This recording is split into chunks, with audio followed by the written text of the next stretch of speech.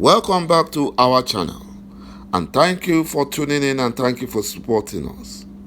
But if you are new to this channel and you haven't subscribed yet, please encourage us by doing so that we can bring you the latest news as they happen. And together, we shall work together with our great leader, MIYETTI, IPOB, and Eastern Security Network to make our Biafran dream a reality. Fulani terrorist MIYETTI leader cries to BUHARI to complain that after about 8 years of the Fulani Nigerian government in power, the compromised security agencies have not been able to conquer Biafra for foreign Fulani terrorists, bandits, whom they have promised to settle in Biafra land. The Fulani terrorist MIYETTI leader warned the Fulani Nigerian government that MIYETTI's brother is right and that Nigeria must learn from Russia-Ukraine war, and failure to do so, the Fulani Janjaweed will lose out completely. Because Nigeria has no military and no foreign nation is ready to help an oppressive and broke nation as Nigeria. Like they did in 1967 to 1970 Nigerian genocide civil war against Biafra. The Fulani terrorists MIYETTI are afraid that with the way the whole world, the international community, are sanctioning Russia left, right, and center, has made Russia to be isolated, and their economy has been grounded. The Fulani Nigerian government will not survive even a second of sanction and isolation because they strive on support from the international community. And that was why they were doing everything against Biafra, committing atrocities and mayhem and getting away with it. But now, it has now dawned on them that the international community will fight against them.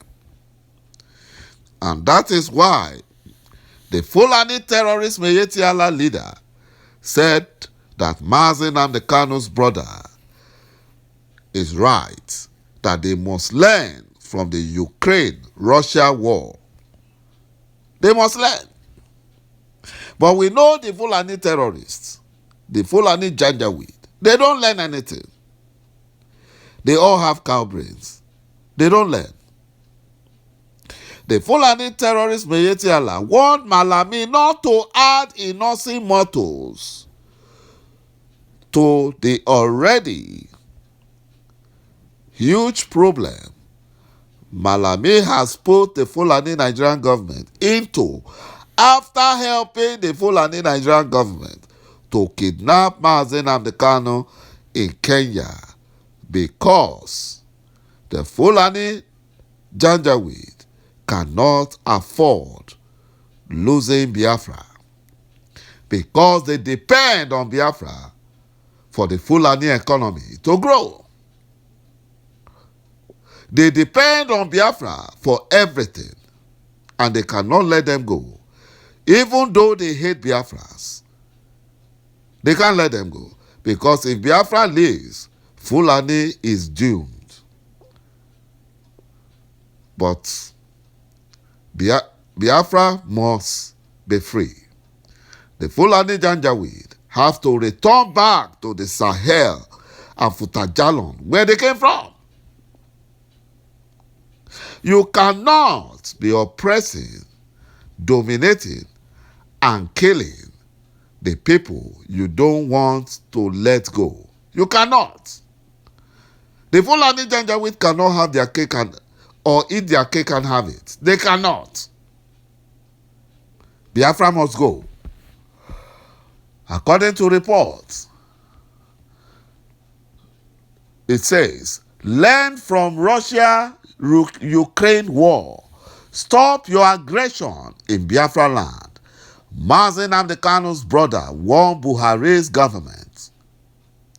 He further noted that men would take to the street and defend themselves if the Fulani Nigerian government continue its aggression in Biafra land. ISKCON, a brother of MIYETTI Kano, the leader of IPOB, has warned the Fulani Nigerian government against its aggression in Biafra land. He said that let it be clear that 2022 is not 1967. They know that. They have seen the truth now. They have seen the clear picture now. It is not the same. The Fulani Nigerian government should take a lesson from the Russian-Ukraine war. If they continue with their aggression in Biafra, men will be on the streets of Biafra within 48 hours. And we have to defend ourselves. The same thing that happened to the Fulani Janjaweed government in Central African Republic will be a child's play. It will be a child's play. The Fulani will be sent packing and they will have to run back to Futajalon. Chief ISKCON Chukwuma, Nigeria's foremost indigenous auto industrialist and chairman of ISKCON Nigeria Limited, have accused the Economic and Financial Crime Commission, EFCC, of interference in his legal battle with the Guaranty Trust Bank, PLC, GTB, because GTB funded Buhari's election in 2015 and 2019. They funded it. In a statement sent to journalists by his spokesman, Colonel Osigwe Chukwuma, noted that the EFCC, the compromised EFCC, is pursuing the interest of GTB on the pretext of exercising its statutory investigatory powers and curbing financial crimes. Sometimes in January 2022, the criminal EFCC, controlled by the Fulani Janjaweed, invited Professor J.N. McCarthy Mbaduga, senior advocate of Nigeria, counsel to ISKCON Nigeria Limited, to an interview on February 1st, 2022. Mbaduga honored the invitation. During the interrogation, EFCC showed him the counter affidavit to show cause which its secretary disposed to and filed on 23rd March 2011 in opposition to GTB's affidavit to show cause in a matter which have been decided by the federal court, and the decision of the Federal High Court, which has affirmed by the Court of Appeal, is presently pending at the Supreme Court. EFCC told the Innocent Motors lawyer that the disposition in the counter affidavit to show cause were false and asked him the source of the information, but the learned son emphatically told EFCC, led by the Fulani Janjaweed, all of them quota system, dollars,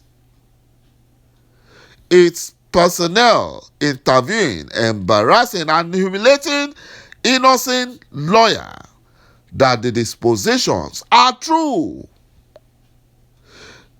that it was his client that provided all the information he used in prosecuting the cause, and that he verily believed his client. The innocent lawyer insisted that both the trial court and court of appeal found that the dispositions in JTB's affidavit were false, and that JTB did not deny the disposition in the counter affidavit on the 23rd of March 2011, and that he, the lawyer, relies and stands on the judgment of the two courts, which have settled the matter and can only be overturned upon appeal, and not the needless, belated charade of investigation of the truth of the stated fact. EFCC kept him in its custody for over 7 hours. Not until his counsel, Chief MIYETTI, filed, at his instruction, filed a fundamental human rights suit at the Federal High Court Abuja against the EFCC and 5 other persons, which includes the JTB. The Federal High Court, Abuja, granted the application and ordered that the status quo ante bellum as of 7th February 2022 be maintained until the determination of the originating motion. Chief Chukwuma added that the motive behind the renewed interest by the compromised EFCC to launch an investigation in a matter already decided by the court can only be explained by JTB. He said this is not the first time that EFCC has chosen to take side with JTB and allowed itself to be involved in matters that are not matters of crime. Innocent demands JT Bank pay 32.87 billion over illegal charges. Thank you, my brothers and my sisters, for watching this video, and bye-bye for now.